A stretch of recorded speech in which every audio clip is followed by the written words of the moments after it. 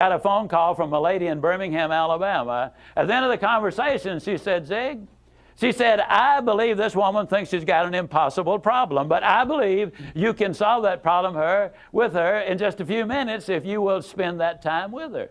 I said, well, Laurie, tell her to meet me backstage. I'll get there about 10 minutes early. My schedule was such that was about all I had.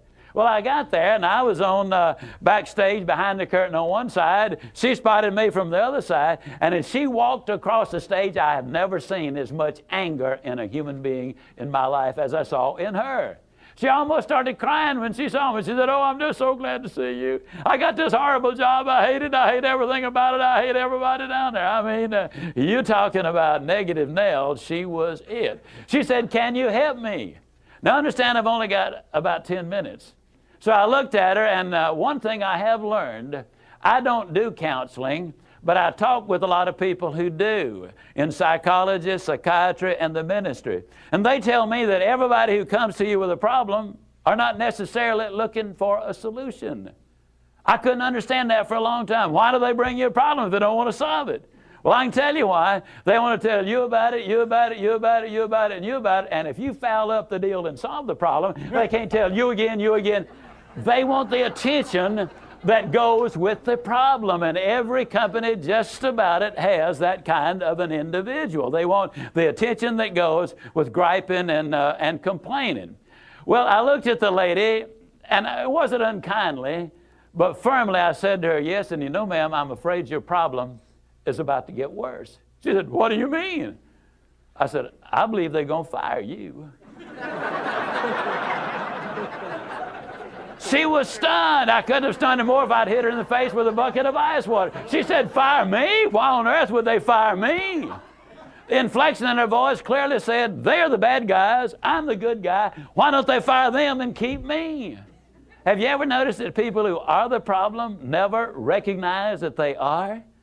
They're in complete denial. They think denial is just a river in Egypt. Why would they fire me? I said, ma'am, I don't believe there's a company in America big enough to contain this much poison in one small spot. Have you ever noticed that when somebody is about to lose something they've been complaining about, whether it's a car, a home, a mate, a job, or whatever, when all of a sudden it appears they're going to lose them, it takes on brand new value. She looked at me and said, well, what can I do? I said, do you really want to know? She said, yes, I do. That's the reason I came to see you. I came looking for help, but you sure haven't been any help so far. I said, well, ma'am, I've got an idea, and I will absolutely guarantee you it positively, definitely, absolutely will work if you will just do it. She said, I'll try anything within reason. I said, okay, when you get home tonight, all of your household tasks are complete. It's bedtime. Get off in a room right by yourself. Get a sheet of paper out, and at the top of it write, I like my job because. She interrupted me. She said, that'll be easy. I don't like nothing about that job. Don't like nothing about those people down there. And I said, well, just as a matter of curiosity, do you work there for benevolent reasons, or do they pay you for working there?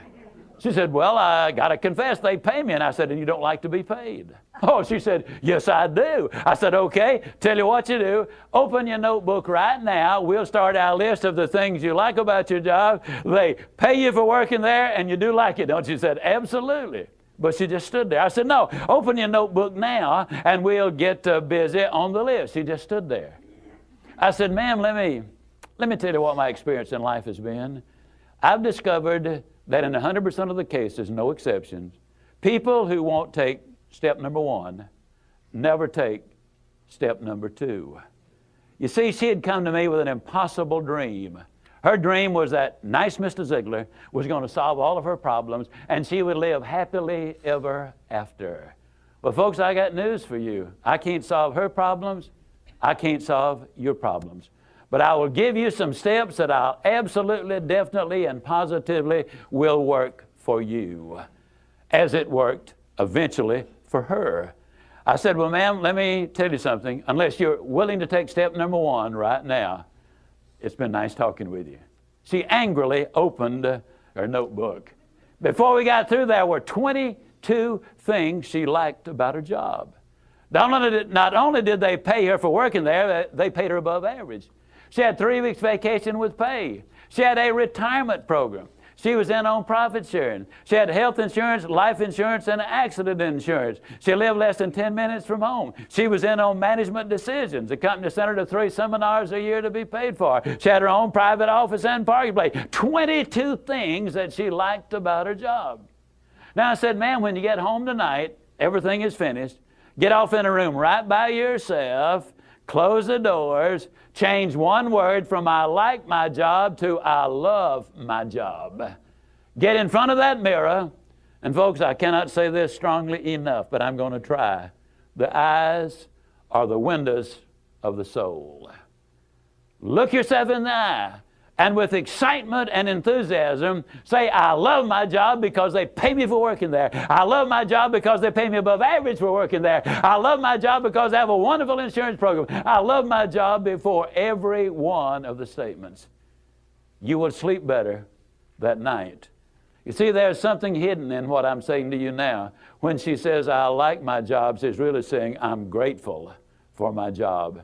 And of all of the emotions we can have, according to Hans Selye, the #1 stress specialist in America, the healthiest of all human emotions is gratitude.